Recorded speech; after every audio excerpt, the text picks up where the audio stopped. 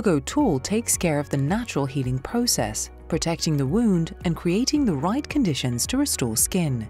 For all acute wounds and epidermolysis bullosa, clean and rinse the wound according to local protocol.